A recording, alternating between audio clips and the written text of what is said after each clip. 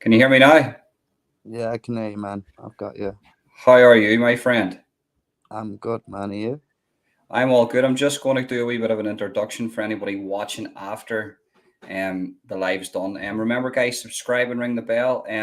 All the social medias are in the comment section and description of this video. Ronin's channel is in the description and comment section of this video. So if you want to, go over and subscribe and ring the bell to that one too, guys, please, if you can.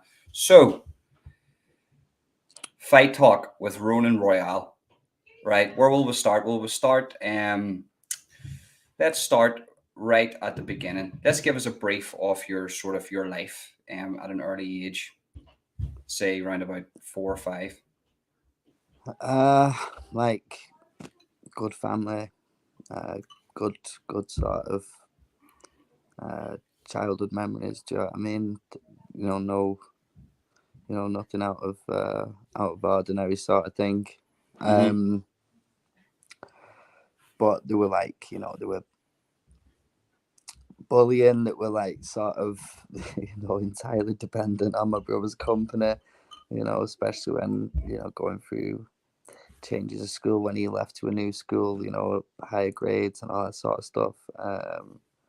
You know, bullying was definitely like the biggest factor. Do you know what I mean? Because that's like, heavy responsible for definitely for a lot of my traits now, and who I am now.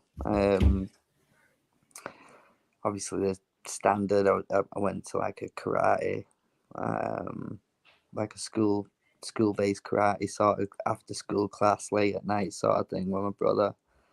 So yeah, like just like there's nothing really that I could say about my childhood in that respect. It was just to me sort of my family were all sort of from Manchester, sort of in and around the city centre sort of thing. And he moved away, step by step, getting out of it, sort of out of the centre of Manchester, sort of, so to speak. My mum was from an area called Droylsden originally, Clayton, like it was pretty like rough areas. My dad from Gorton in Manchester.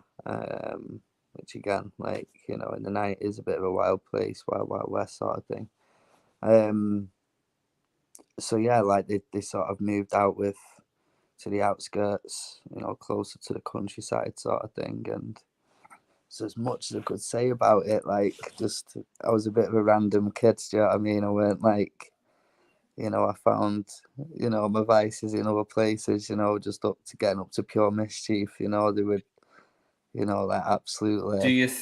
Do you think living in Manchester in a rough area sort of and having this, do you think that sort of helped you sort of become a fighter? I wouldn't say that I, I can't say that I didn't grow in a rough area in a lot of, you know, a lot of ways, because where I'm from, it can be wild, like it's a bit rough, some crazy Mm-hmm. shit happens, but it's not, it's just a mad little like valley that, you know, all these, you know, sort of, there's always like a trail of someone who's a heavy head being around or whatever, and that's where it came from. But yeah, in a lot of ways, yeah. But then I also think like the bullying, like, was still, like, it was not directly the bullying, it was the shit that I was dealing with after that. You know, like all the Mm-hmm. stuff that I was dealing with after the bullying. Um,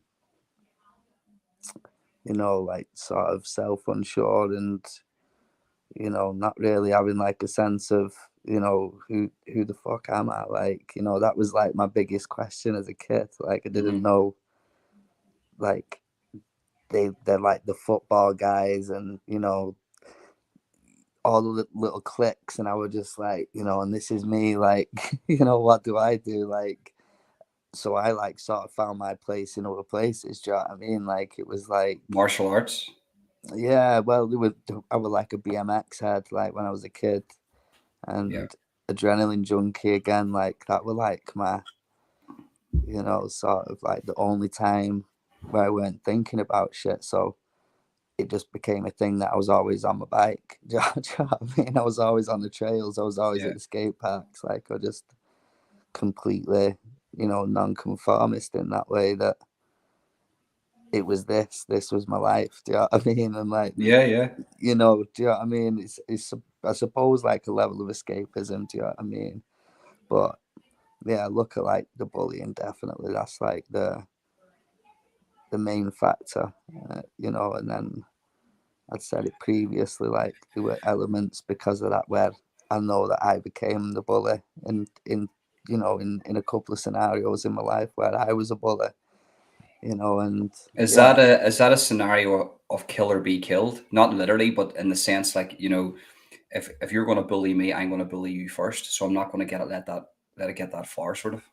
I think at that point, like, you know, it's sort of like sink or swim mentality in it. Do you know what I Mm-hmm. mean? I've done Mm-hmm. sinking Mm-hmm. and we're gonna do swimming. Like, Yeah. that's a scenario that I'm faced with. That's like an ongoing repetitive theme, you know, Mm-hmm. that's ongoing in my life. You know, And was there gangs where you grew up? I know it's Manchester's quite heavily sort of affiliated with. There's a lot of gangs in Manchester. Was there gangs? Was there that type of element growing up, or was it just sort of getting bullied from your family and stuff? no, like it were like there were like typical stuff between me and my brother and groups of friends and stuff, and I was just unfortunately youngest sibling. Do you know what I mean? It was just, I'm that's the all. eldest. I'm the eldest. I know what it's like. I know what it's Do you know like. what I mean? You I'm just the youngest. Do you know what I mean? yeah, yeah, I no, had hard like diamond in the rough. yeah, yeah, yeah. Um, but like they were just, yeah, like I think all round, you know, struggling to find a place to fit in, and um, you know, sort of like, I think like at that point, like I idolized my brother quite a bit, and there were pressure to, Mm-hmm. you know, there was a sibling pressure. Do you know what I mean? And all that sort of stuff. But yeah, like it was just like, for me, you know, like I couldn't complain about my family life at that point. Really, it was just typical sibling stuff. But you know, because of the stuff that was going on in me when I was a kid, like you know, I was, you know, seeing a counselor by the age of 12, 13, depressed as shit, 14 years of Why age. why why was that? Do you know what? Like there were, I think there were probably stuff that I didn't deal with as a kid. Do you know, like Hmm. different Yeah. things that had gone on, and um my grand, like it was a massive, you know, it was like every Sunday at my grand's sort of thing, you know, like, you know, she had like the Irish heritage and blah blah blah. It was very much like, you know, a standard biggie up at the dinner table, you know, like, you know, prim and proper, all the little dining mats out, every little ornament that you could You think of do with. have a like an Irish sort of descendancy, like a very historical Irish descendancy. Do you want to just brief people on that? Yeah, yeah, sure. So I actually, like, crazy how this came about. Like it was like a random message on Facebook that I got, who turned out to be like a distant aunt, my cousins, and like basically presented me with this picture. If I tell the story short as possible, they presented me with a picture. I went and met them at their address in Yorkshire whilst I was going through like a huge midlife crisis. So it was totally random, like coincidental how it happened.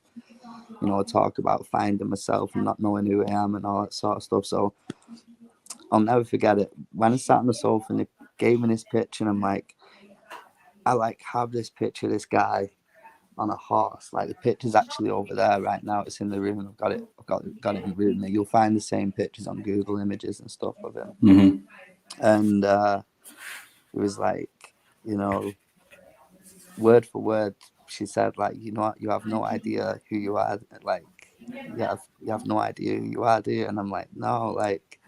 So she says that it's Thomas Francis Mayo, Mayo the Great. I knew nothing of him.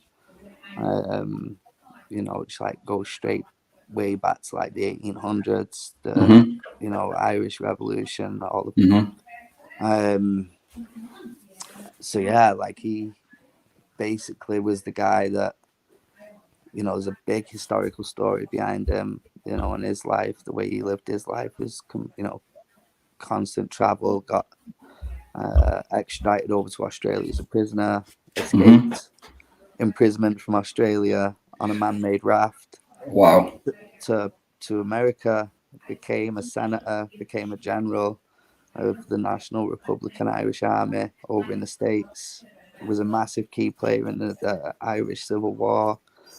Um, like even like the story of his death, it were like, you know, from what historians that have like reached out to tracing genealogy and all that sort of stuff were saying that basically, you know, 100% he was assassinated. He was a huge key player in the States. Like I said, he's got Hmm. statues all over the world. So it's like, yeah, How did that feel to sort of go from that and then have this bloodline? That's has to be like a spur of energy. Like, Jesus, I come from a warrior background. I was having a massive identity. I just lost the world title. There was a lot of things going on in my life. I was expecting as expectant father, lost the world title, like loads of shit just went wrong. Like, you know, like it was just, Hmm. and I actually left Scotland to Yorkshire, Hmm. and that's where I got this message from these distant relatives who were also in Yorkshire at the time. So it was like, for me, the big question for me at that point, again, like the reoccurring question of who am I, you know, what am I doing, like what is this, you know? Yeah, yeah. There seems to be a thing in your life where you're always asking yourself, "Who am I? Why am I here? Why am I sort of on this path?" Yeah, like And yeah, like what was your first sort of introduction into sort of combat? I know you said you were with karate, but what was your first sort of introduction into like serious martial arts and competing in martial arts? it was flat out, man. Like I'm not kidding you, there weren't like the beginner story, like I teetered away at it. Like um I was like partying quite a bit, met two awesome martial artists at this party. I'm having this conversation, a similar theme that we're having now about the who am I thing, the bullying, Mm-hmm. and then the guy Lee Price, who's like a quality martial artist, tells me like that was pretty much what he went through. And the first time he went to gym as a kid, he was crying and he fucking hated it. Like he hated going to martial arts. He'd cry his whole way there and all that sort of stuff. And I'm like, I don't know. I just kind of resonated with what he was saying. And there was a guy with him, Justin Overberry, who was like, listen, like, you're a sound guy. I'd happily train your ass every day. You're more than welcome. Knock on my door. We can get to know each other. We can train as much as you want. I'm like, What age all was right, that? man, this is only like 2007. Right, right. So I was like, all right, like, and this was like the Friday or Saturday night. And then by the Monday, I was there. I was at his doorstep, and that was it, bro. Like, I'm not shitting you. It was 3 or 4 hours a day. You know, we'd run. You know, nothing crazy. To be fair, we did actually do some crazy runs. To be fair, and then like maybe like an hour boxing, an hour kickboxing, an hour groundwork.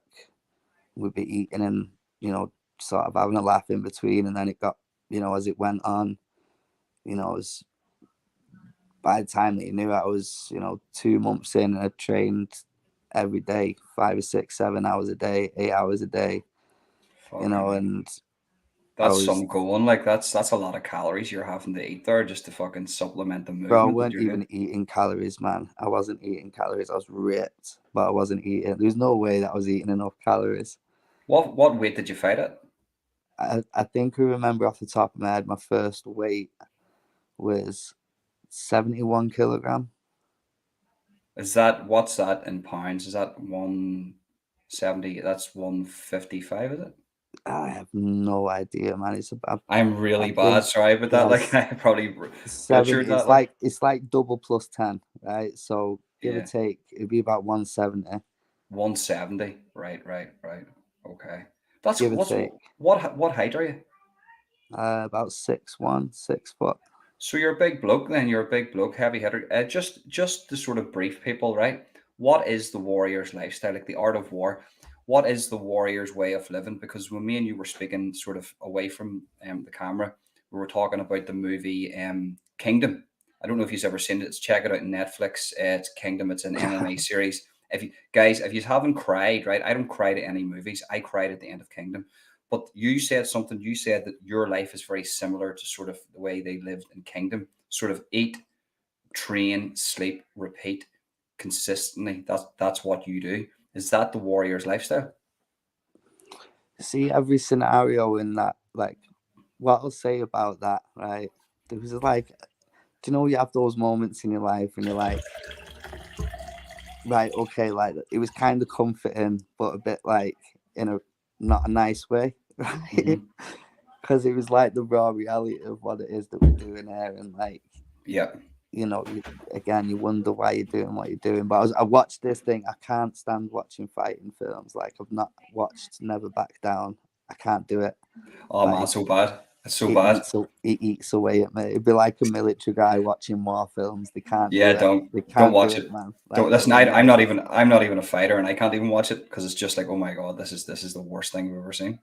So I got duped into watching Kingdom in a lot of ways because it was like, you got to ignore the fighting stuff and go to the storyline. So I think it was locked down as well. Don't watch a lot of TV, so I was duped. And I watched it, and pretty much every situation that's in that, I've seen that.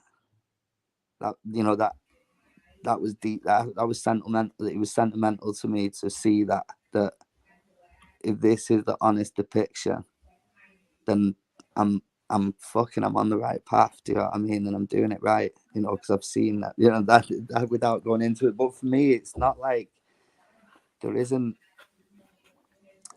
You know, I suppose there isn't a set way of doing doing this. Do you know what I mean? It's the same way that like 3 plus 3 is 6, but so is 2 plus 2 plus 2. Do you know what I mean? I could think of 5 or 6 different ways of getting that same result. Do you know what I mean? But What's your worst? What's not the worst? Sorry. if I go What's into it, do you know, yeah. before, for me, ultimately, it is about complete, unbecoming. That Yeah. that to me is like the epitome. Through every martial arts, I've watched loads of different material of different instructors, long served martial artist fighters, and they all have the same opinion that they unbecome. Like it's more like a path of unbecoming, and that's more what I'm open to these days. Like that Hmm. I'm really stripping myself back in a lot of ways. Yeah. It's there's a question of always like we've talked about this away from the camera, but like they actually step into the ring and fight somebody. Everybody thinks that they're a tough man, that they can fight. Um, but they actually step in the ring. You fought in multiple disciplines. Can you go through all the disciplines that you fought in? Yeah, so from the beginning, um, like Thai kickboxing, like continuous kickboxing, full contact. I never fought in pints. I fought under K1 rules. I fought under MMA. Fought in boxing. Um, am I missing anything? No. This is your debut into bare And knuckle so yeah, boxing, though. but so bare knuckles, like yeah, that's a stopping point. Definitely, it's my debut. Yeah, and do you think bare knuckle's going to be the last one, or are you open to going back and forth into all of them? I've had an itch over this period of being stale. I've had an itch on a few things, definitely. Mm-hmm. Mm-hmm. I want to touch. I want to get under a decent BJJ school wrestling. Yeah, and is that what you want to do? You would love it. So you would like to fight in MMA then? Potentially, definitely. Do you know what? Like, I only ever came into striking to improve my striking. Do you know what I mean? So like, and I did that in 2012. so So were you ground game specialist then, sort of? yeah, like, I wouldn't say that I was as a specialist of any sort, but that was where my heart was. Definitely, my heart was in Mm-hmm. grappling. Is that I wasn't a just striker. BJJ? Yeah, wrestling, Yeah. and it was like Greco wrestling, um, Sambo and BJJ, like a mix of all three of those different things. Just a question. So so BJJ, fantastic, obviously for getting the win. But what's the if you don't know how to take your opponent down, right? This is what I've always thought. Why doesn't BJJ adopt sort of the takedowns of wrestling, and then once they're down, you can sort of work from there. It seems like is it a myth that Brazilian jiu-jitsu artists are not as good as takedowns as wrestlers? From my side, I've grappled with wrestlers, and it's Mm-hmm. just a different type of pressure entirely. Mm-hmm.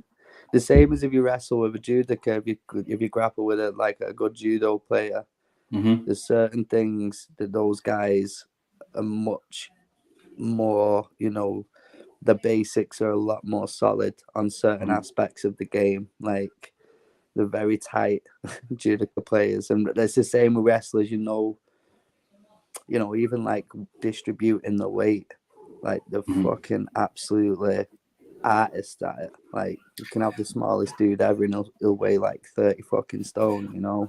There's a discipline with the wrestlers, though, that I mean they have, especially the Americans. They have this sort The of athleticism, yeah, yeah, the American football style yeah, training regime. yeah, They train hard, bro.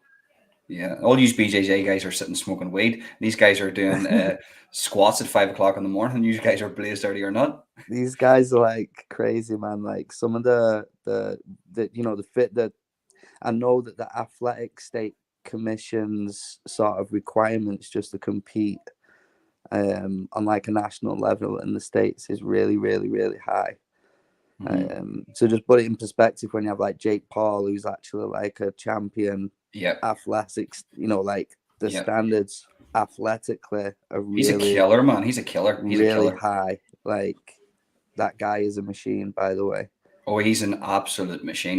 Listen, I was a bit critical on him in the past, but looking into his career, he is he's not a national champ, but he is it national champ? Was he national? Did he compete for the I don't know whether it was a college senior championship finals or what. I know that for the standards they set of what it was that he was competing in, there were really, really high standards, like sickeningly high standards. Yeah. Well, just while we're there, while we're touching that, because while we move on into your fighting career now, how do you think a fight would go with Jake Paul and Conor McGregor? A boxing fight. Experience doesn't lie. There's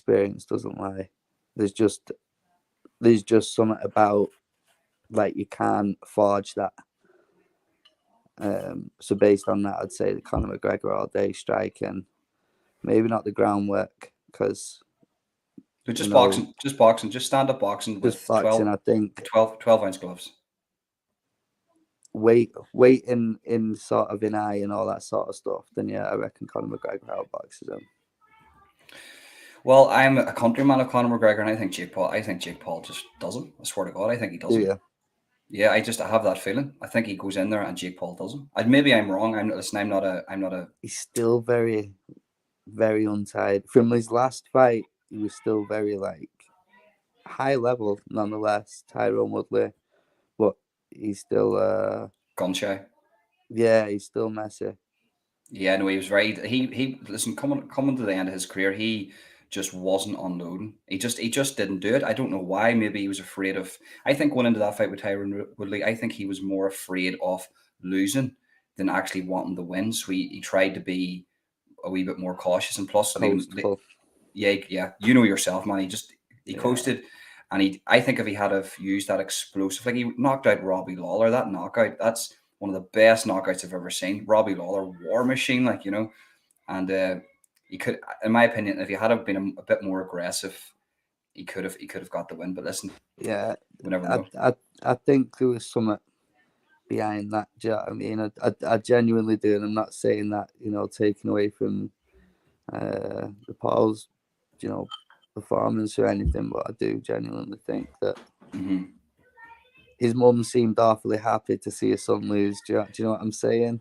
Yeah, but Miss Woodley, Mrs. Woodley, she's a bit weird anyway, isn't she? Like, I'm not saying that in a bad way, because big respect her, because she is actually quite a respectful woman. But at the same time, it's a wee bit like your son's just been decapitated, and you're hugging the guy that done it. Bit weird in my opinion. I'd be like, Mum, get the fuck away right now and get back into your pipe. Go smoke your pipe and slippers and get away out of the fucking ring. They're cutting a pay anyway. Oh yeah, fucking 100%. Like, but that moves us into. Listen, maybe we'll come back sometime. We'll just talk MMA, because it's good. I love MMA. I love combat sports. I think it's fantastic. So, you had a bit of breaking news. Well, before we get into your sort of your fighting career, you had a bit of breaking news to tell everybody. I think it was about 3D Fight Club and other stuff. Yeah. So obviously today we got cleared of my injury, medically discharged rather. So there's no ongoing follow-up appointments. There's no, we're not under any being overviewed by any health professionals anymore. Like, we're up to scratch with where we need to be now, so we can pretty much been given the green light to start plugging away with the next fight camp now. So who are you fighting? Who are you fighting? There's nothing on the table name wise yet, but we've obviously call him out, man. Call him out. This is it. Call him out. Let's get it rolling. Call him out right now. See right now, like where we're at, because I've been. We'll get onto this definitely with the whole situation with fights. No motherfucker's going to call you out. Let's face it. They're all pussies. They're not going to call you out. you've got too much experiences. You've got all these YouTubers, and nobody's going to call you out. I We'll reckon see. I fighting trolls, welcome it. fighting trolls. How Fighting about this? trolls. Fighting trolls, right? Come on, you want. I know Ash and all the rest, but this could get the ball rolling. Fighting trolls. What about Ben Hatchett? Are you too big for Ben Hatchett? And definitely, I'm like 20 kilogram heavier. Is there weight limits to this thing? I think so. Yeah. Fuck that. Fuck weight limits, right? 3D Fight Club, sort that shit. I get him in with Ben Hatchett. How about who? Let me see. Let me see who's out there. Who See, needs? for me, right? Listen, I'm not even gonna cut this one. I've already got names. There's definitely names in my head that I could reel off all day right now. The end all be all fight is 100%. It's gonna be Lorenzo Hunt, BKFC. That's the guy. There's things that we gotta do before getting to him. Do you know what I mean? Me and him have spoke. We've had a conversation through DM on Wow. Instagram already last year, and I stand by the things that I say. I don't just say the things with like a puncher's chance, an ounce of creativity found at 2 a.m. Like, I'm meticulous, and if I have, he does know it, and there's a lot of other Americans that I'm in close ties with that I speak with So regular. multi promotion sort of things. Can you do that? Like 3D Fight Club and BKB? There's nothing been discussed recently. Like Dean Dean and Doug in the team at 3D Fight Club they know my position. They know, sort of everything that was going on with my career prior to them. They're well aware of it. So right now, um, I've been speaking with Dean, and they've got plans overseas. They know about my injury being clear right now. They know that we're good to go, and that I've got a few things that I need to fix up Oh, before we start. overseas. What's this overseas? Can you give us a little bit of insight overseas? What's the juicy gossip going on? So from the horse's mouth, they have got plans to reach out over into Italy.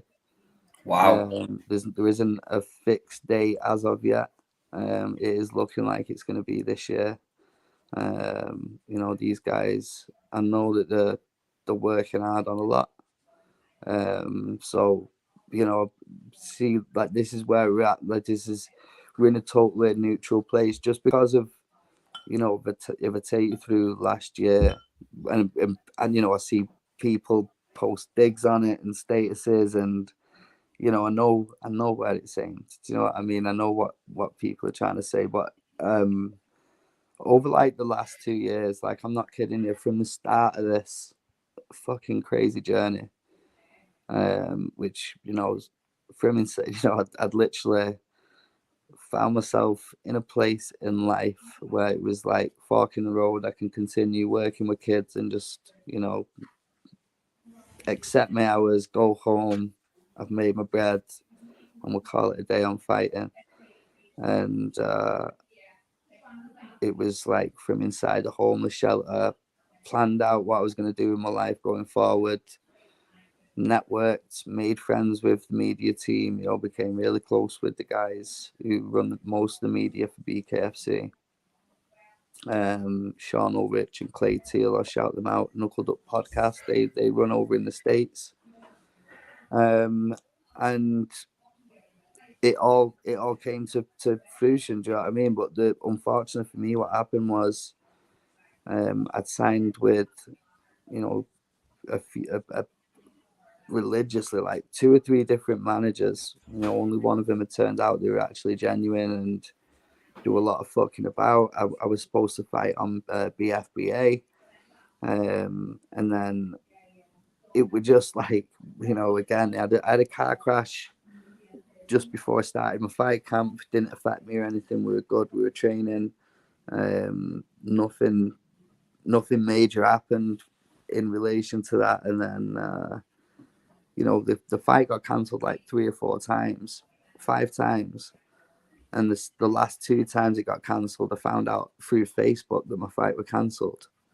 I didn't get a call or anything. I was like, what the fuck? Like, I'd just gone, gone through a car crash, hospital admissions, training. I was in amazing shape. Um, I was good, as a fighter. I was operating like at my best. For me, the best I'd ever been was in that fight camp. Mm-hmm. And then I was getting cancelled out for like 3 or 4 months. And I know that they couldn't help it. There was stuff that were going on, but at that time it were like, I woke up one day and I got a phone call from a manager at the time, and it was like, right, we've got an offer to go to the States. We know that you're being fucked about. We know things are difficult in the UK. We can fly you over here. Visa's paid. Everything's going to be cool. We've got your passports, and we can get you fight with LT Nelson. So I Mm-hmm. was like, you know what, fuck it, we'll take the fight with LT. And I watched the guy on the YouTube. I already knew him. He's already a sort of domestic. He's got his name out there. He's a good draw fighter. So it was like, cool. My moving factor at that point was my baby mum. She was having to take a lot of time off work. She was having a cancer scare. She discovered the hospital discovered like masses, and so I got in touch with BFBA and I was just like, look, like, this is my situation. You know what's been going on. Can you help me out? I want to go. Like, we don't know when the fight's happening. Nothing seems definite. Can you release me and I'll go to the States? So that happened. The guy, they were brilliant with us, man. Like, they didn't have to release us from that fight, and they could have dragged us on in the contracts, but they didn't. And then the fucking LT Nelson fight fell through. 2 or 3 days later, they come back to us and they're just like, nah. Fucking hell. And I'm like, come on now. Like, so they were like, again, like another 2 or 3 fights, same situation, like similar stuff, like just completely out my hands, dedicated, and fuckery after fuckery. We got a phone call for a discipline of bare knuckle that I've never fought in. To fight a world champion for for £1,000, and I'm like, like, on my How own, much? How much was he making? fuck knows, don't know. But Big then, like, organization. yeah, like, well established, and I was gonna take it, and I got back to my management team and I was like, look, this is the offer, and they're just like, you fucking stupid. That's what they said to me, like, are you fucking stupid? Like, they've got you as a debut wanting to go and fight a world champion and give you £1,000. Do you understand? They're like that. Do you understand what this situation is? Do you understand what's going on here? Like, if they're getting a debut fighter out in a sport that he's never competed in a discipline of that sport. Basically, they're trying to put you in as like a sort of like a smoker or something, just to warm the guy up. I'm a debut. Do you know what I mean? Like, Yeah. there's adjustments I've got. Like, I'm not gully to it. Do you know what I mean? There's adjustments. I've got no business right now shooting for the guys at the top. I've got adjustments to make to what it is that I am currently. I've got a lot of adapting to do. Do you know what I mean? Hmm. Yeah, yeah. I'm not privy to it. So it's like, yeah, like, there's a lot of like backhanded, right? It's a bitchy business over here. Hmm. So there was, you know, that again was a reoccurring thing, like between managers that couldn't keep the promises and actually do the work. We signed with CNC management. They completely fucked me over, like on a colossal scale, fucked me about for months. We was in like talks with like BKFC and BYB. And I was like waiting for the guy, like, yo, Carlos, what the fuck? Where are you? Hmm. And he'd ignore my messages for 2 3 weeks. Is that a regular thing with fighters finding right management that's not gonna sort of fuck you over? Yeah, like 100%. I don't know whether it's just like people like fucking me over, but it's definitely a theme that we come about, that, they'll promise you the fucking world. Do you know what I mean? And it, sort of for a fighter, it's everything that you want to hear. Hmm. It is everything that you want to hear. These days, like, I've got a really good conditioning coach who's, without, sort of giving away who he is, like, And he hit me up and he's like, this is only like a few weeks back, like, we're having a discussion with such and such a person from BYB. And I'm like, listen, like, see, after the last time we talked, like, let's talk when they've got something on paper. Do you know what I mean? Like, they can bring something to me now. Do you know what I mean? Like, I'm not making myself look like a dick. I get excited. I'm passionate. So the minute that I get a good bit of good news, I'm like, yo, guys, listen. Do you know what I mean? This is happening. And then it doesn't happen. And they're like, you know, what happened, man? There's Like, this climax and there's the anti-climax, and it's like, for fuck's sake, not again. So yeah, throughout your career, fighters get used to disappointment. There's always that disappointment from big fights, and then it pulls out. It must be just heartbreaking for that to happen to you. Just a question for you: what's the toughest fight you've ever been in? Lucas Kajansky. Right, that was you've answered that quite fast. What discipline was that in, and why was it so tough? That was Thai kickboxing. Lucas Kajansky was Eastern Ukrainian. The guy was an absolute beast. The guy, I'm not that. That is like the only time I think that it shaped me as a fighter, and could have very potentially broke me as a fighter as well. I think definitely. Do you want to explain what happened in the fight? Yeah, like, so it was Clash at the Cresta. I was actually training under Stephen Primrose, multi-title holder in Thai kickboxing, you know, sort of an old head in Thai kickboxing over here. And it was in Altrincham, just in Manchester. It's like standard Thai show, Thai music. The venue was stunning and stuff. Like, it was like nice.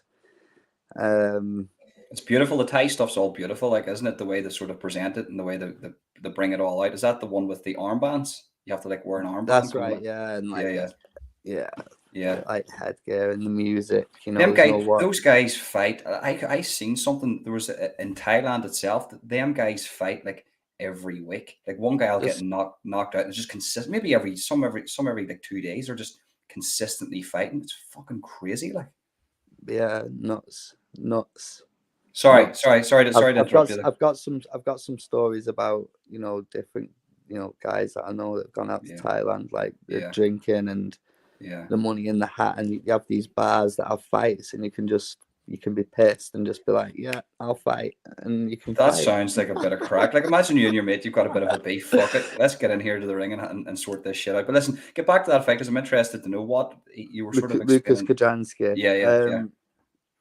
Yeah, so um yeah, the fight, like, opening round, dominated the fuck out of the guy, like, dominated. The guy was a lot tall. I think he was about six. If I think about it, he was about 6'4", 6'3". He was a lot bigger than me. He was, and dominated the first round.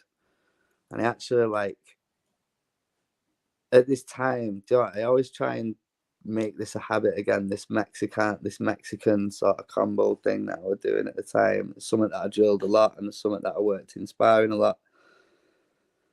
And it were like 2 jabs, right? Double jab, but the pace and power of both jabs were completely different from the other. Do you know what I mean? It weren't like bam bam. It was like just a weird double jab, man, like a rhythm breaker. And then I'd follow up with like it was a right side body shot, step through, overhand right. Right? It was like Mexican, right? I don't even know why I call that a Mexican, right? Was it someone Because it's dirty aggressive, maybe. boxing? It's very aggressive. It seems like an aggressive type sort of action. Like, so Mexicans are aggressive, like. Yeah, it was like dirty boxing, a bit of dirty Yeah, yeah, boxing, like yeah. just dirty South boxing or whatever. And I hit this guy, man. This all ran right, man. Like, I'm not kidding you. It was like fully, you know, everything was perfect when that connection landed, you know, solid. The guy was out. Like, I'm not kidding you. Like, at the time, I was making a transition from doing groundwork and takedowns and MMA, and so I shot in a little bit. And I think I know the ref. The ref was Carlos Tate. I actually shot in, and like had to stop myself. Do you know what I mean? The ref was like edgy, Muscle you know, memory. and yeah, do you know what I mean? So Yeah. I've gone back to my corner. I've checked the guy. He's still on the deck. He's still down. I'm like, fucking, I've won. So I've started celebrating. I'm like, you know, there's like it was quite a big support crowd that were there, and like, yeah, just like fully loving the moment. I can hear my coach, who was from London. Do you know what I mean? He's a Luton boy, and I can just hear, "You fucking, what the fuck are you doing?" and all this. "Johnny, you fucking map it," and all this. And I'm like, I look at my coach, and he's going, "You fucking idiot, you fucking idiot," and all this, right? And I'm looking, and this big old fucking Ukrainian guy stood me, like full aware, like awake, So like he was out to awake in seconds. not even seconds, bro. That's what I mean. Like I checked him, he was down, and by the time I got into my corner, call it a few seconds celebrating, the guy's up, hitting himself in the head a bit. You know, like to say, "Let's get it the fuck on." Wow. Do you know what I mean? I was like, "All right, fucking, let's do it." Do you know what I mean? I've gone in confident, thinking, you know, I've got this guy anyway. You know, he's still recovering. The guy was not recovering, bro. The guy was recovered, like operating, like all pistons firing. And it was a war, bro. It was, and I think I actually lost. I actually don't remember at this point, right? I think I'm pretty sure I lost the fight on a point, which is for me impressive. He scored a Yeah. knockdown in the second round. But I'm not kidding you, man. Like, see that fight. Every single fighter off our team could not walk for about 5 days after our fights. Like, they were tough fights. We fought, all the guys were from Nathan Pele's gym, which is like an infamous gym from back in the day in Manchester. What do you call that guy that was on Rogan and he's an English guy, Thai fighter? What do you call him? Do you know who I'm on about? He was on Rogan's Oh, podcast. shit, the guy from Leeds. I know what you mean. Jesus Christ. I inboxed him and he blocked me. I was like, what the fuck? What do you do? So I says, well, what's the crack? And he blocked me. He's actually quite a strange bloke. He's very like uptight. He's not like open, but he is an Liam abs Harrison. Liam Harrison. He is an absolute machine. That guy, He have is you a seen that? machine. He is a machine. Like his training regimen, like that. See that Thai style? It's just different. It's just different. Imagine me. Aggressive. Yeah. That's another. There's a few questions I want to ask you. But so how are you, right? So you yourself, you go out. Ronan goes out for a night out, and some dickhead starts a fight with you, right? Are you the type of guy that would go out and just flatline the person, or would you be the type of guy that would just walk away knowing that you could kill this person? Bit of both. It Mm, depends. It depends. Like, if I know that I'm going to be placed ultimately into a situation anyway, then he's probably getting his jaw took for a test drive pretty quickly. Like, Have you ever had to do that? yes, yeah. Right. Like, there's been like, again, like the times where I've done it, I've been 100% right. And I think every time as well, bar one, the police have been involved with it and they've like actually shook my hand for showing, like, you know, because I always show restraint. Do you know what I mean? Like, I'm not. It could I have been make it. worse. It could I have been give. worse. Yeah.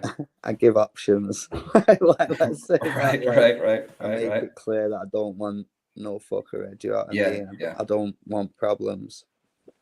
But yeah, there was actually a time that me and my friend went out. We had pre-drinks and got so fucking wasted. It was like 7 at night.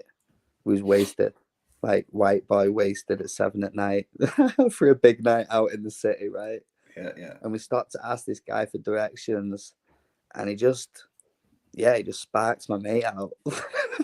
I just sparked him out for no reason in the middle of the street, and I'm like looking at my mate who's fucked, and then I've just gone like, he's like sort of stepped in, but I think he must like check my ears and see my face and realize that like Oh my yeah. bent Yeah. nose and shit that I'd probably do a bit, and Yeah. like Yeah. showed a bit of hesitation. That was it. I just absolutely fucking mauled him.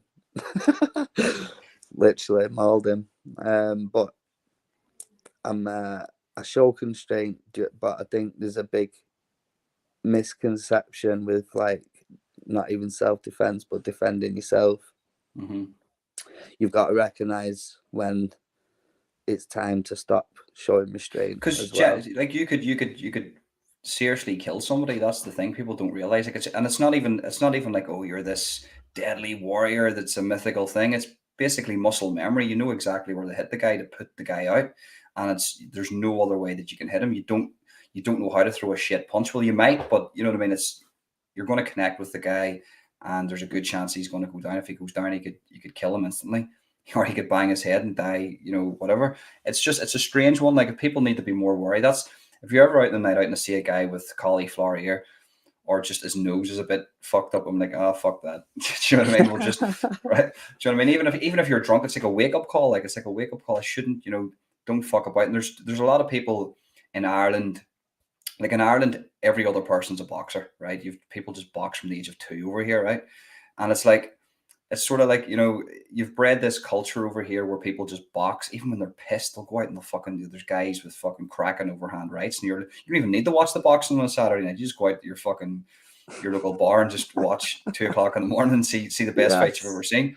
Fucking Manny Pacquiao against Floyd Mayweather, the Philly shell and everything. Boys pissed out of their nut, like. But it's a strange one. Like, it is a strange one, because people need to realize, when you do go out, you're going to meet a guy who's really placid, and if you fuck about, maybe, I don't know, Bangs. that's it, straight out, that's it, that's you done, and the police are going to show up, realize who this guy is, and just nothing's going to happen. Like, Yeah. it's crazy. What? So then you done boxing? Did you fight for a world title, or not a world title? Sorry, an English title. A British underworld. Oh, you fought for both, did you? I fought for a British in boxing in 2015 at 77 kilogram. I actually Wow. weighed in at 76.5 for that fight. I remember that. And then I Right, right. fought for a WKU world title in kickboxing in 2018. Wow. What was that like? Just a pure fucked up experience. Like, do you want to elaborate? Do you want to elaborate? Why? What? How was it fucked up? Yeah, I've got some funny stories to tell on this one, to be honest. The training for start the fight camp, the coach pretty much fucking set me up from the go off. Do you know what? I've never been honest about this, right? But I'm gonna be honest. I'm gonna say some stuff that I've never said before, but I don't even care about saying it at that point. Like, this is where I'm at in my Shit. life. So my own coach, screwed me over and set me up for that. Like, proper undertrained me. I found out he was friends with my opponent, and his gym, he'd actually designed the belt in front of my opponent. And when I was going to training, he were like cancelling classes. He were having me do like 8 rounds on the bags, no pads, 2 rounds of sparring, and then like 3 poxy rounds doing interval training, and then sending me away twice a week, right? Leading up to the fight, and I'm like, fuck. And at the time, I was going through loads of different shit with, my baby mum at the time. Like, we were going through pretty much breaking up through this fight camp. Like, it was destroying us. And yeah, what the fuck? See, like, I'll tell you some crazy shit, right? Anytime Why? I've Why signed, can't you? Why couldn't you say that before? Why do you have to be honest about it? there's more to it. Jesus Christ, I'm not done yet. You hold on to your little seat there. This is gonna be I'm holding on. I'm spicy. holding on. This is spicy.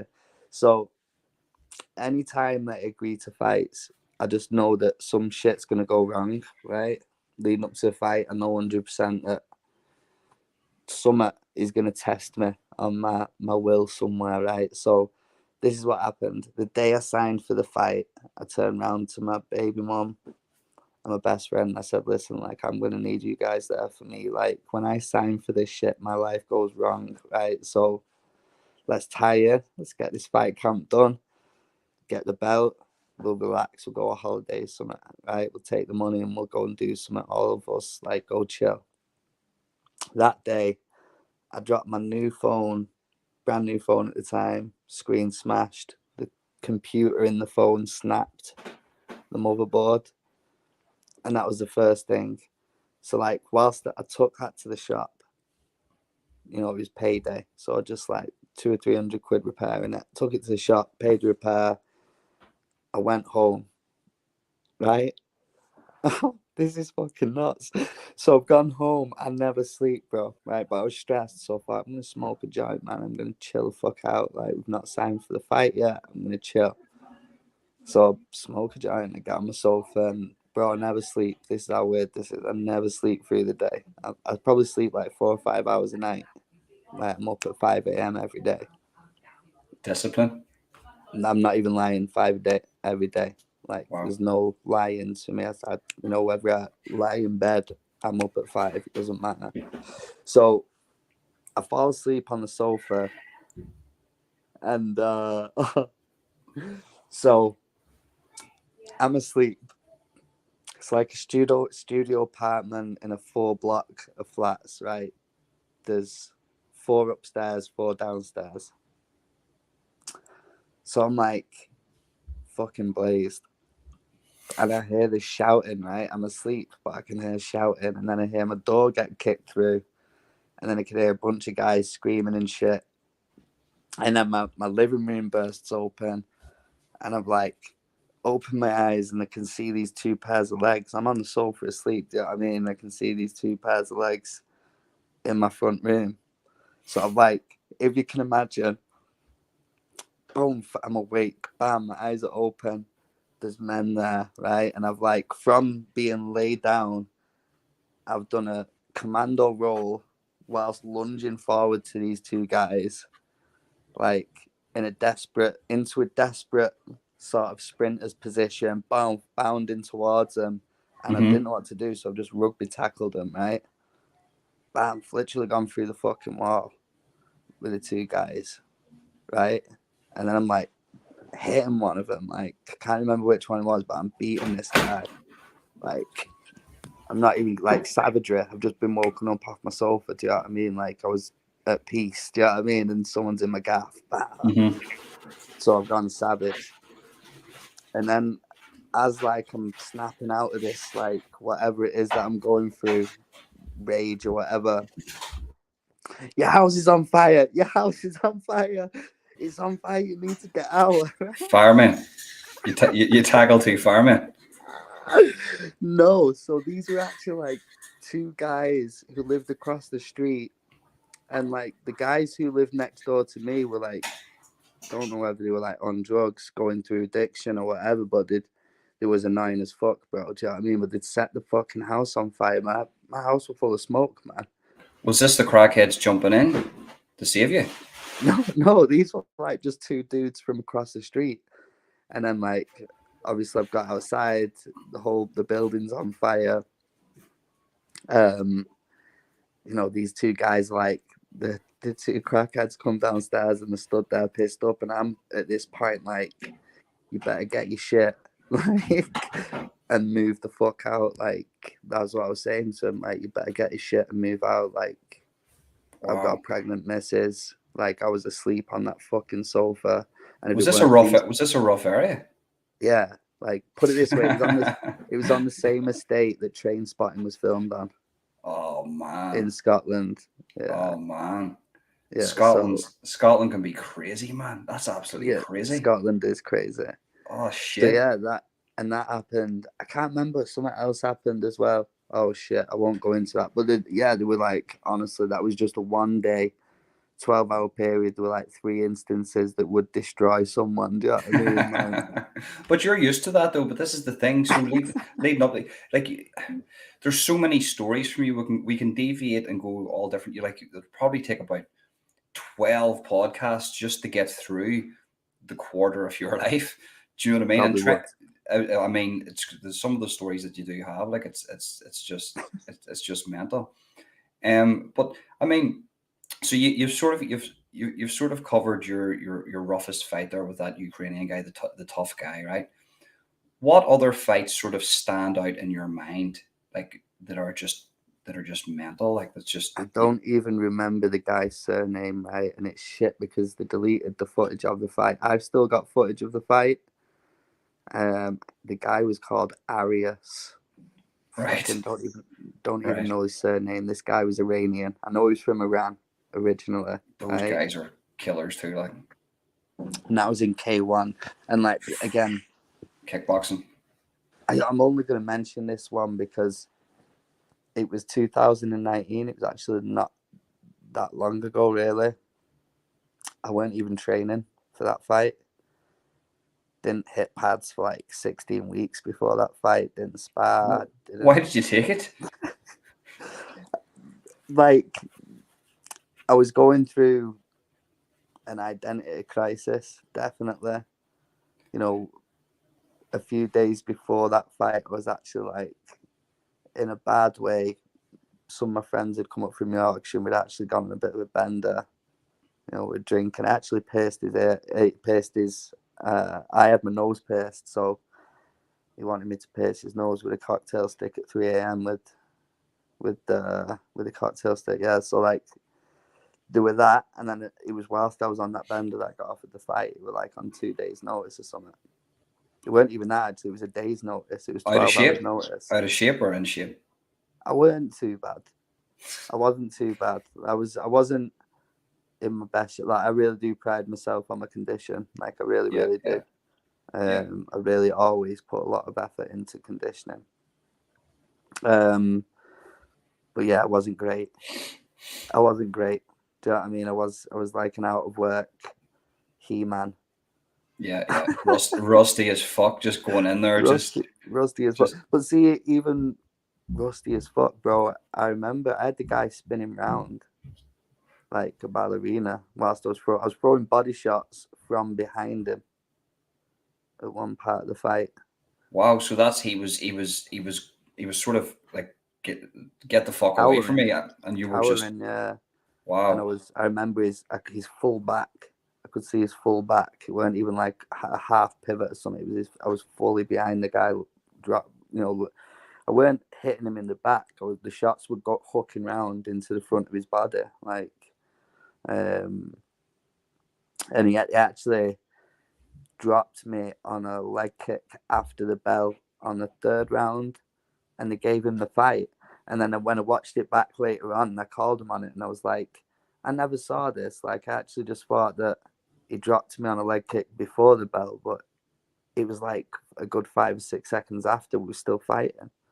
Do you know what I mean? so the So bell went for the round or for the fight, for the fight, and he it was kicked the you end six final round, and he six gave seconds. yeah, Sorry, it was like 3 or 4 seconds after the bell, and he threw this leg kick. I wanker. dropped, and then he gave him the fight, and I'm like, Oh, that's huh? corruption, man. That's just pure corruption. Like, They never uploaded the fight, and either there was like a Facebook group, and there were like photos, but there was no photos of my fight. But they didn't know. Luckily, at the time, a girl I was seeing actually came with me to the fight. I knew that I weren't going to be driving after that fight with it being K1. So mhm. she'd come down, so I had a way back sort of thing. I made her film the fight, and fortunately, you know, Oh shit, you left, you split, and she's got the fight. no, I've got the footage. We have split ages ago, but I've got the footage of the fight still. But they deleted the footage. They never uploaded the footage of the fight. Mm-hmm. Um, but I've got it. So Would you not just upload that to your channel and go fuck you? You just done me over. to be fair, it's not my most impressive watch, but I did drop the guy in the first round. Well, coming off the couch and fucking drinking and whatever you were doing, and and like it doesn't. It's not a testament. Listen, a fighter's a fighter. I'm not giving off about him, but I mean, it fully trained. Would that have even went by one round? No, he was trained up to fuck. I had a guy who stepped in from a corner at that fight, Ricky Tempest from Newcastle. I didn't even know the guy. He just did my corner. He said at the end of the fight, he's like, "So you were saying that you've not trained, you've just been partying?" I'm like, "Yeah." And he's like, "Do you have any idea what you do on a full fight camp to this guy?" Yeah, that's what I'm thinking. I did ask for the rematch straight after the fight, and he didn't seem interested. Of course, because they knew that you were coming off the drink, and they I said, think "Well, they thought. I think they thought that I was a journeyman because I didn't have a coach, and I pulled the fight. I took the fight in 24 hours notice, but I was, you like were I said, ready like to go." Like, yeah, mate. Honestly, like outboxed him definitely, and I was like throwing teeps to the face and shit.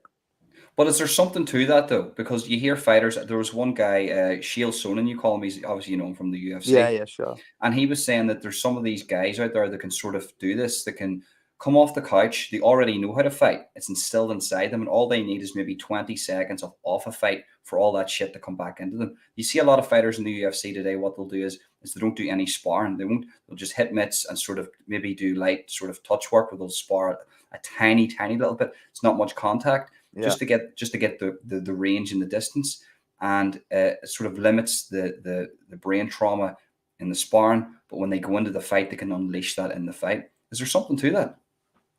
I think so. I definitely think so. Now, a lot of my sparring now is just technical.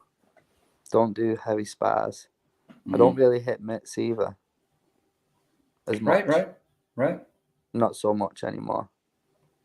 So how then would you get? Do you lose your range? Like obviously, it's like a tool. You have to sharpen it. You have to sharpen the knife. You have to use the tool to sort of know how to use it, and you can forget how to use certain things. Do you not lose your range or know the distance and stuff like that? Sort of the sparring and the pad work will do for you. I think the mitt work,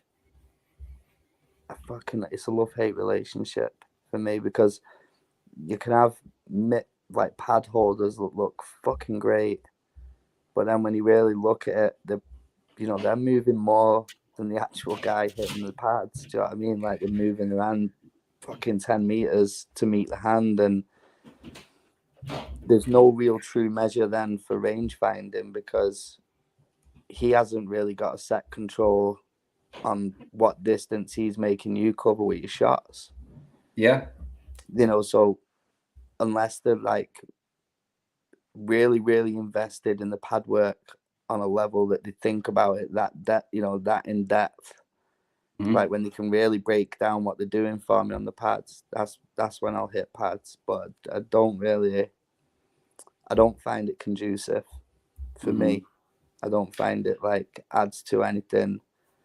It's not giving me awareness of anything. I find,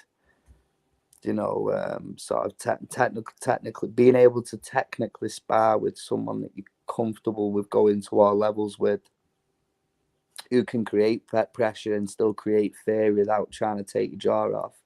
Hmm. That's where my little je ne sais quoi is. That's where I find myself growing the most as a fighter. Definitely.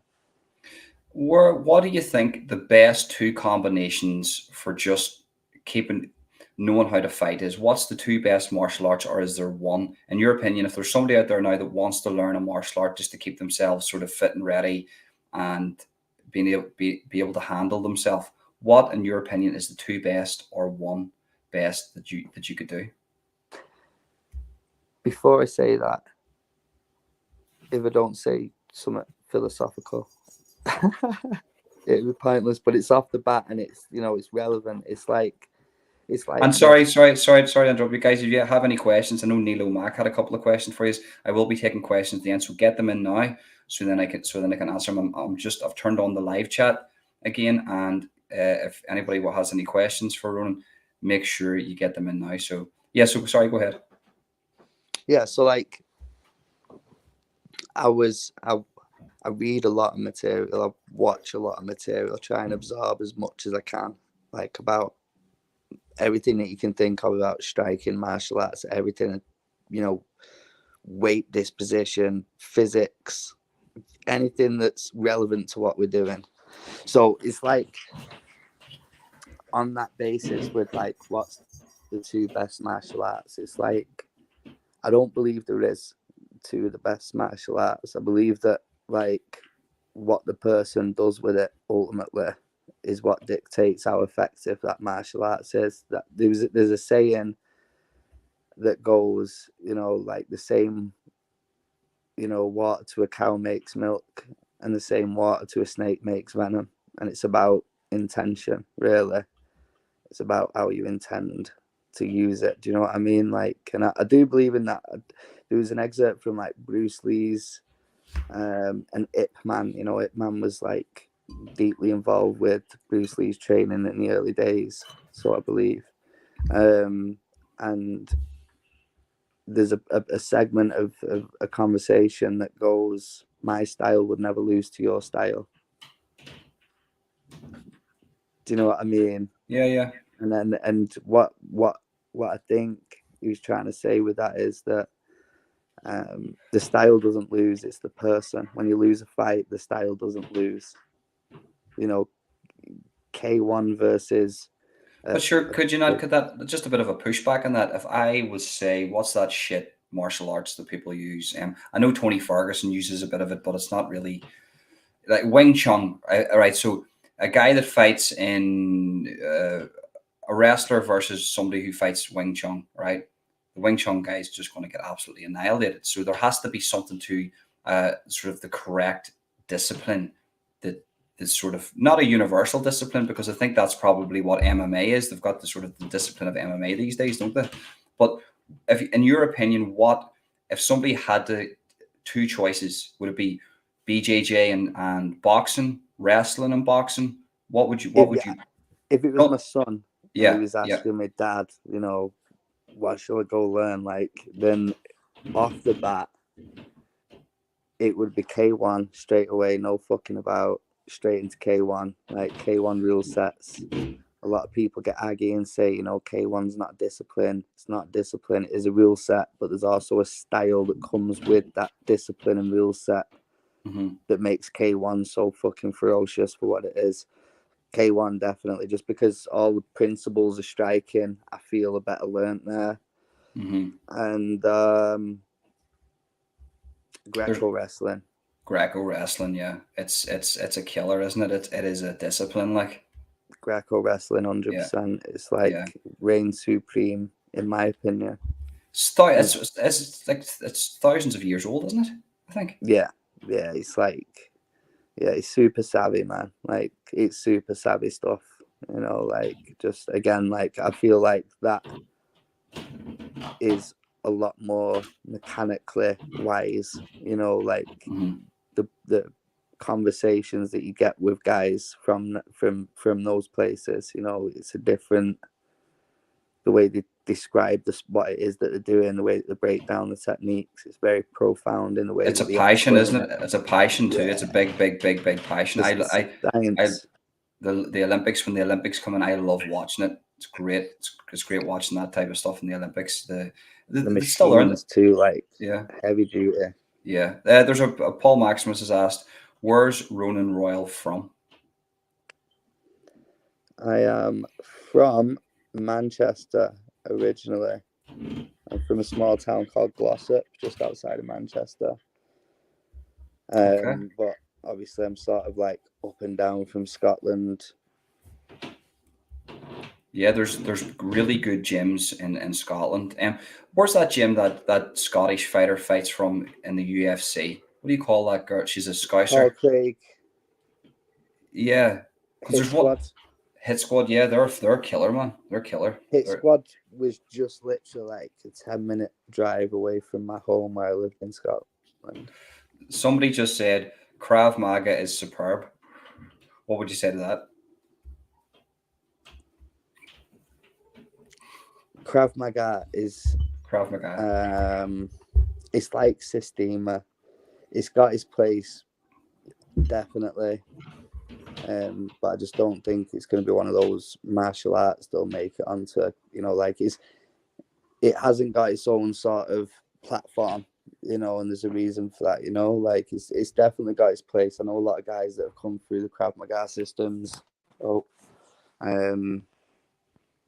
But yeah, I've seen one where they have this form of Krav Maga, and it's like it's to do with weaponry, and if you fall to the ground, and if somebody falls on top of you with a weapon, and all different types of weapons, so it's nothing to do with hand-to-hand combat. It's all about the weapon, and apparently these Eskrima. No, that's with a stick. That's a scream. Yeah. They scream this. I done that. That was shit. That was bollocks. I was like, I paid a tenner for a stick off a tree. I paid a tenner for a stick of a fucking tree that it could have just broke off and just, listen. I done Japanese jiu-jitsu, and the guy Gerald McAllister, absolute killer, fought in MMA. I'm not going to down him, and he has to sort of teach a certain demographic, like for children. This guy was legitimate ground game expert, amazing guy, but they took out some stick with a blade at the top of it. Like, what in the fuck is going on here? And he started teaching the stuff to do with a pencil. So he grabbed my wrist, right, and then I had to get this pencil in my hand and then wrap it around his wrist and then like snap his wrist. And I was like, what? And then I wouldn't do it. I was like, this is really, really fucking stupid. And he done it to me, and the bastard stuck the fucking pencil into my arm, and I fell to the ground like the bitch that I am. And I was like, you fucking wrecked my wrist. I couldn't. You have like 15 minutes at the end of it to grapple. Couldn't fucking move my wrist, and I didn't want to tell him this. See when he got up. Sorry. See whenever I got up and he walked away, you know what he said to me? Fucking pussy. That's what he said to me, pussy. And I went. He goes, and he literally went. Listen, Ronan, you're over there. You're going to be doing judo throws with the girls today. And I went, what? I was like, I have no problem with that shit. By the way, I have no problem. But what the fuck are you doing here? Like, it was the weirdest shit. But when I listened to him, and he had to teach all that bullshit, right? And it was all bollocks. Let's face it, right? Some of it was good, but in reality, though.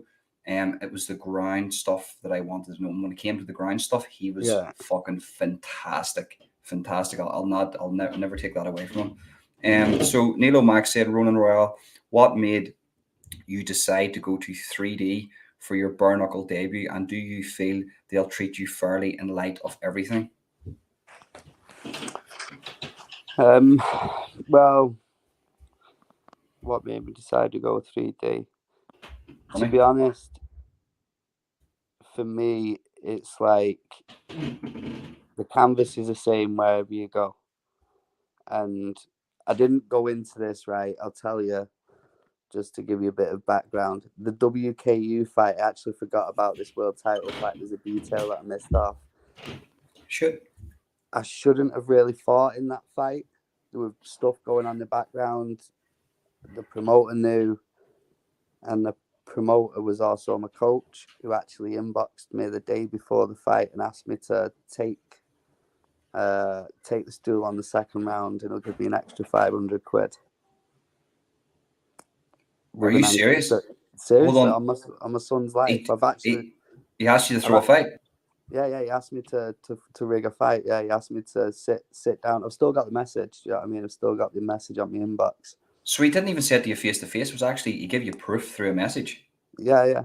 Wow. I've still got the message. And he private messaged me a day before saying, I'll give you an extra 500 quid. It'll buy you a pram with that money. Yeah, I was an expecting father at the time. I was supposed to be pulling out the fight because of an injury then at this point too. And I sent him a message saying, fuck you. Like, no. Yeah, fair play. No, I'm not sitting down on a second round with an ankle injury. Do you know what I mean? And is that just a question there, because I have to ask, is there massive corruption in combat sports?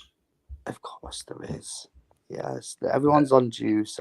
All of them are on steroids. They're all on steroids. Yeah, people don't understand this. People go on, like a lot of people over here in Ireland will say, "Oh, I love Conor McGregor," and he doesn't juice. I says, "You don't understand the level." All of them. It's too expensive. Like the testing, they can't test for every substance. It's like 250 quid in the UK, probably more than that, maybe 350 now, just for test for one compound, right? Just like, and there's so many fucking compounds that if perhaps someone had a tip off knowing what compounds that USADA and athletic commissions were testing for, then they can more intelligently choose out what hormones and compounds they're going to be using in a camp. And then you've got EPO on top of that, which is like triple, quadruple the amount of money, and that's literally enhances your cardio. And it's not expensive. It's not. None of it's expensive. None of this shit is expensive. None That's of it. mad. That's pure And madness, you mate. know, so coming back to Neil O'Mac's question, what made me go with 3D Fight Club? I don't think there's a lot that I haven't seen. Like, I've seen a lot along my journey through shows, through promoters, through being screwed over, set up, fucking thrown to the wolves, you know, but put myself in the wolves den a lot of times. You know, I've seen a lot and I've done a lot. So it's like I'm in control of this part of my career now. You know, like, this is what I want, right? I want that fucking venue was stunning. I don't care what anyone says. Like, that is the most effort that I've seen any promoter put into a venue in my whole career. Like, Mm-hmm. pyrotechs, well, man, it was stunning.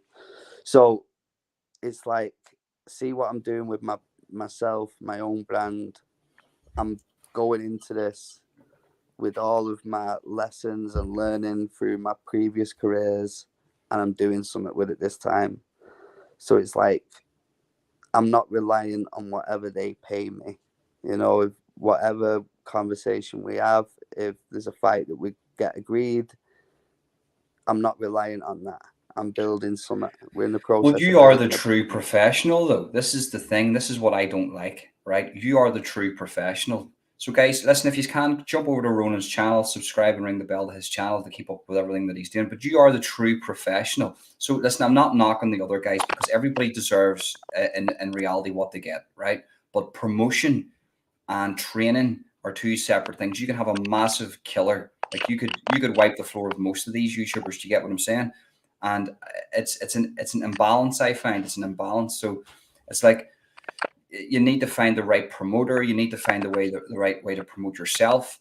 It's it's hard for me to watch because you deserve the big money because you've put in the discipline throughout your whole career, and then you have guys coming in here just with a YouTube channel. And I'm not knocking them, by the way, because listen, if I gained a load of subs and somebody offered me a load of money, I'd probably fucking do it too for the crack. Like, but you deserve a payday. Do you know what I mean? It's all about the payday. You're not in there just to get your fucking nose broke for nothing at the end of the day. Do you know what I mean? So, I mean, do you think has Dougie and Dean treated you well in with negotiating with them and speaking to them? Absolutely. And you know, I don't think that they've intended, just from what I know and the conversations I've had, I don't think they're fully intended on things Mm-hmm. going down the path that it is, as stupid as it might sound. Because I'm not going to put myself in any stupid places, especially when I'm in the current circumstances that I am. I'm not out for defending anybody that I don't need to either, you know. But I do, the vision that they have for Mm-hmm. 3D Fight Club, for bare Mm-hmm. knuckle on the Mm-hmm. UK circuit, I share that. And I'd feel stupid, be it a scientist, artist, or whatever field endeavor we talk about, when you're trying to develop something. I'd be Mm-hmm. stupid to look at this and just go, you know what, fuck this. Because this is the Mm-hmm. closest to something that I've had that I feel represents kind of what my end goal looks like. I have a Yeah. plan for this. I have a plan for my career. I have Mm-hmm. goals. I have little milestones that I've laid out for myself over the next. I'm going to retire when I'm 36, so I've got Mm-hmm. 3 years to do something that's going to make an impact in this sport. You know, and I luckily I'm in a point in my recovery. They've got to get the second show out of the way, you know, and I'm in observation mode right now. Do you know what I mean? I'm not, you know, they know I'm in recovery. They know that I've been cleared now. They know that I'm weighing up my options. They already know what conversations I've had with them. So I'm excited for them. Listen, do you know what? Until they get like all their little policies and how they're going to run things very clear, I think with their platform, they can do good things. There's still a point with everything that they have now where they can turn the ship around and they can actually put it in a There's going to be best hiccups stand. with there's going to be hiccups with all new promotions. If you look at the UFC Definitely. bought in 2001, I think it was for $4 million or some mad shit like that. And the Fertitas turned that around. Obviously, Dana White became the sort of the face of the UFC. But you have to pump money into things to make money, and this is the thing. Do you know what I mean? And there is a market for a new bare knuckle promotion. It just look, you're going to get promotions that are going to fuck you over just for the sake of saving a I'm few gonna pounds. butt in. Yeah, go ahead. Nilo Max saying, so in short, am I saying that I'm helping 3D off the ground? Let me say this, like this is my pet hate in life.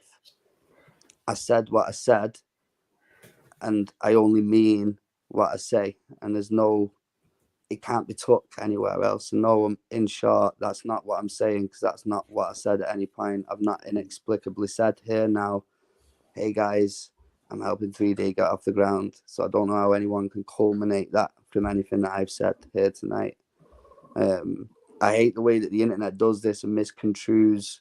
You know, we have an obsession right now that when someone says something that we go, so in turn, was you saying that? No, like come on now. But to a certain degree, though, yeah, you're looking at the It's situation. It's a new promotion, and you could help this new promotion and become maybe if you do this right, you I'm not become I'm the not face of the promotion. I'm not looking to, become.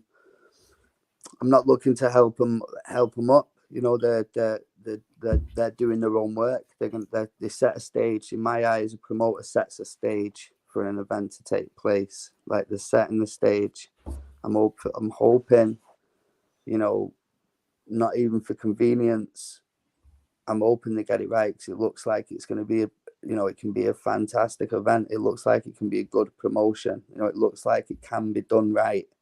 Yeah, It 100%. Yeah. looks like they can get it done, and I'm hopeful for it. But in no way am I helping them get it off the ground. I'm hoping that they do get it off the ground. I'm hoping that by the time I'm recovered, that it's in But in if you look at the situation for what it is, for instance, in the UFC early days, I'll always just use that for an example. You had Tito. Tito came in. Actually, if you look at the history of that, there you had Dana White was his sort of manager, trying to get him into certain promotions to fight and all different types of rules and stuff. So if you had that type of scenario, and Tito made a few pounds out of that, so if you had that type of scenario with maybe you, Dougie and Dean, where you went in there, you shined, and you had that. You were the face of sort of 3D Fight Club, and you showed people what you're capable of. That would benefit you in the long run. So, in turn, I don't think the question was meant with sort of malice, like he didn't understand what you're saying. I oh think no, I'm not. yeah, I don't. I didn't think it was. I just want because that could benefit you. That could really benefit you in the long run, because it's no about your payday. Do you know what I mean? 100%. No, like my take on it is quite simple, really. It's like between me and my coach, Dean and Dougie, things worked well. Like in the run up to the fight camp, things were as they said. We didn't, at no point did we ask about wage. Dean and Dougie will tell you that. My coach can clarify it. Everyone on my team knows about it. I did not once ask, how much am I being paid for this? I instead worked my ass off, and at the end of it, I know how much that would have been worth, because the way that we carried ourselves professionally through everything, it was night and day to the way that others were carried. So you done commentary too, didn't you, with UK Fight Talk, UK Fighting Talk? Big up the UK Fighting Fight. Talk UK, that's Yeah, it. Yeah. good lad, good lad. We've been in contact. He's a genuine bloke. I like him. He's decent. He is a decent Yeah. guy. He helped me enough. He is a decent fella. But see, like with all this said as well, like, it's like I said to you earlier on, we've had, earlier on in the year, we had interest from BKFC, Thailand. We've had messages in the last few days with BYB, from a contact from BYB, who, we've sort of had discussions about in the last few days. Right now, I'm just not, like, I'm so bored with the different conversations, and this comes back to Nilo Max questions. I'm so bored with conversation. I'm bored with all the things that have gone wrong. I'm bored with things falling through. You just want to Managers not keeping smash the word. somebody's face in. That's all you want. You want to get in there and get in there with the fucking And and just see, fucking compete. right now, I've just been on the arse end of my life. You know, like if I put it in perspective for anyone, Neil or Mac, you know, there was no, you know, didn't think there was any malice. But from my side, look at it, right? Through my last fight camp, I didn't get to fight at the end of it. Had the car crash, suffered an injury, lost my house, lost my job, end up moving 200 miles from my son. You know, and all this shit now I've got to fix all this. Do you know what I mean? So it's like one of these guys recognize there's a group of people that recognize. I think what it is that I why is it you're going with 3D? I get the question. It's like this. There's no motives for me to go with anyone other than the fact that selfishly right now I have 3 years. This is my goalpost. You know, we've garnered, you know, mainstream media interest. We've had the documentary done. We've built a profile. We have a portfolio. It's all Who there, wants man. to fuck with us? Who wants Yeah. to fuck with us? Well, that leads me on to the next question. What would you do? And I have to ask it. You're going to think, oh, this is this media shit. But I'm going to ask the question, right? Whether you like it or not, I'm asking the fucking question. What would you do if you fought one of these YouTubers like Daniel Lazar fighting trolls? Not Ben Hatchett because he's a YouTuber, but he actually is bare knuckle boxer. Like, He's a fighter, yeah, sure. yeah, he is a fucking fighter. He's ruthless. Like, what would you do to one of these YouTubers if you got into the ring, regardless of size, weight, doesn't make a fucking difference? What would you do to Daniel Lazar if you fought him? How would that go? It wouldn't happen. It just, If it did, how would that go? if it turned into a one-sided beating, honestly, then I wouldn't take a liberty. I wouldn't take a liberty and spark him. I'd stop. Like I just, you know, like my thing is, even in, you know, there's people that stand testament to the way that I can be inspiring. I'm not a bully, but if it's a competitive spar and there's no comparison, then I'll display that. I'll display that. I'll Well, stop them operating. you've got a good heart there, because I mean, some people will be thinking about the highlight reel. People will be thinking about, fuck, I could make 15 videos of how I sparked out Daniel Lazar, but you're not. You're actually thinking about this. Actually, I'm not going to take any liberties. I would probably just hit him a few digs and walk away. I've fought a shit can, and I could have knocked the guy out if I really wanted to. If I really wanted to, and I was a bully and I was a bad bastard, I could have really fucked this guy up. Wow. But I didn't. I took him out in body shots. That to me was like my gift. So you got a heart. You've got a heart. You've got a heart. Then you've got empathy for people. You know, fuck. You know, and I say this. I could quote the fight on fight, and you can see me every time slipping for the body. I stop hitting him in the head. I start hitting him in the body, and I refuse to hit him in the head throughout the fight. And I dropped him twice on body shots in the corner, and then it was called. Wow. that takes balls. It takes bigger balls to do that than it does to not knock the guy out. Obviously, with me, I'm going in there. I have no fighting experience apart from a bit of grappling. I'm going in there and I'm swinging. Right? I'm looking for the KO. But with you, it's like you've got empathy for people. And has that just a question? Do you think has that hindered you from maybe having a few highlight reels? No, because like, I've never been like a knockout artist guy. I'd say like I like the technical, like a technical fighter. That's what I like. I like being involved in technical tear ups. I like that. I like the, you know, the whooshing of the wind going past your face as an uppercut misses and skims it, and you sit back off it like, fuck. Do you know what I mean? But that's good to watch. That's fucking amazing to watch, because when you see two guys that it's a technical fight, okay, maybe everybody likes to knock out the highlight reels, right? You get them, but everybody loves to see the punch fly by somebody's face and them duck. Like, did you ever see that one where the guy, I think it's a kickboxing or Thai fight, where he swings a fucking head kick, and the guy just literally in the Matrix just goes and then straight back up again. It's like, what in the fuck is that? Yeah, that is it. Yeah, Yeah. it makes me laugh because someone put that on Facebook, a picture, a still of that, and it was like they labelled the guy who was throwing the kick as the fork and the guy who was slipping it as the cherry tomatoes. And that made me laugh. Simple-minded, but like, no, I don't feel like it's hindered it. Do you know what's hindered? I had some amazing fights pre this area where we filmed everything, and I'm annoyed about that. Yeah. I had some really good fights in that time, actually. Yeah. Listen, Ronan, I would love for you to come back and update us on everything that you're doing. Right, you're training leading up to 3D Fight Club. Maybe you're going to maybe you're going to fight in another promotion. Come back and tell us what you're doing, right? And come back and actually talk to us about MMA, 100%, man. things like that. I would love to get you back on to talk about that stuff. But is there anything else you'd like to say before we end the podcast? Obviously Neil O'Mac. There wasn't any malice. It was something else that was aiming that.